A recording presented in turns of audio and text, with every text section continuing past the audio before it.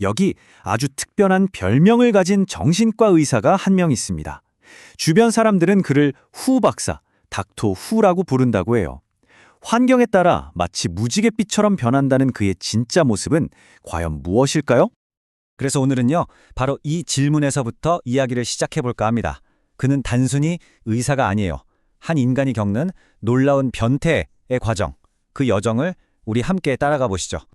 여기서 말하는 변태는 우리가 보통 생각하는 그런 부정적인 뜻이 아니고요. 애벌레가 고치를 거쳐서 아름다운 나비로 완전히 탈바꿈하는 것, 바로 그런 완전한 변화를 의미합니다.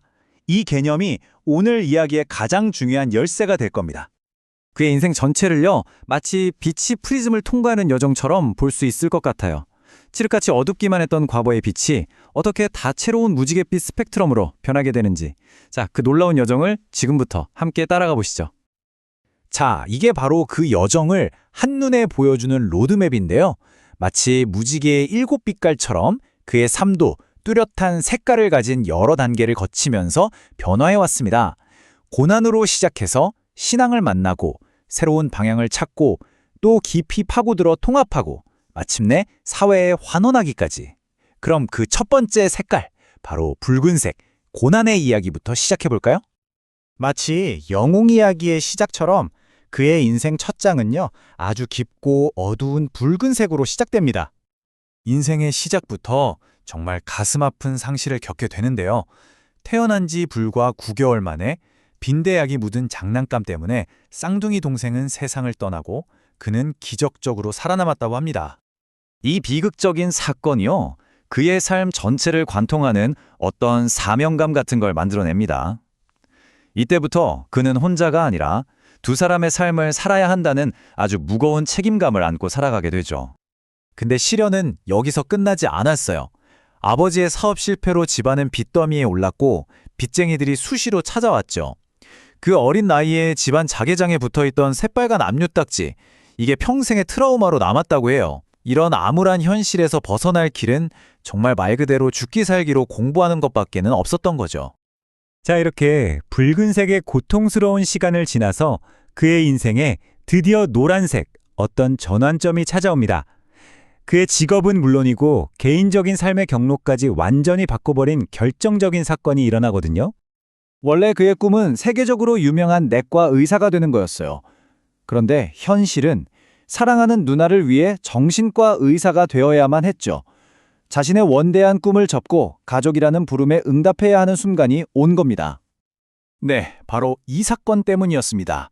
그에게 정말 소중하고 정신적으로 깊은 유대를 나눴던 누나가 조울병 진단을 받게 된 거예요. 이 일로 그의 인생 항로는 완전히 180도 바뀌게 됩니다. 바깥 세상을 향하던 그의 시선이 인간의 마음과 가족의 내면으로 향하게 된 거죠. 그래서 그는요, 가족에 대한 책임감 하나로 당시로서는 정말 파격적이고 어떻게 보면 위험해 보이기까지 한 길을 선택하게 됩니다. 이 표를 보시면 그가 얼마나 큰 걸 포기했는지 딱 보이실 거예요. 안정적인 교수 자리, 자기가 제일 잘하고 좋아했던 학문을 다 내려놓고 오직 가족을 위해서 전혀 원치 않았던 개원의 길, 심지어는 서툴렀던 사업의 길로 뛰어들어야만 했던 거죠. 정말 힘든 결정이었을 겁니다.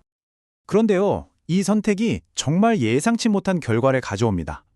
당시에만 해도 정신과라고 하면 미친 사람이나 가는 곳이라는 편견이 엄청났잖아요. 그런데 그는 증상만 보는 게 아니라 그 사람의 근본적인 원인을 파고들었어요. 이 진심이 통했던 거죠. 병원은 입소문을 타고 엄청나게 성공합니다. 자, 이제부터가 정말 중요합니다. 그는 이때까지 겪었던 모든 경험들, 그러니까 사업가로서의 경험, 학자로서의 경험, 의사로서의 경험, 이 모든 걸 하나로 합치기 시작해요. 흩어져 있던 빛들이 드디어 하나의 프리즘 안에서 모이는 거죠.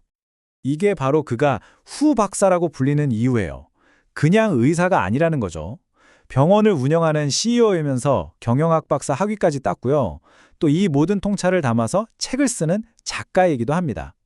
한 가지 색이 아니라 정말 다채로운 스펙트럼을 가진 겁니다. 학문에 대한 열정은 또 어떻고요? 이 988페이지라는 숫자, 이게 뭐냐면요, 그가 집단정신 치료에 대해서 쓴 논문지 분량이에요. 와, 거의 뭐 베개로 써도 될 정도죠. 이만큼 깊이 파고들었다는 증거입니다.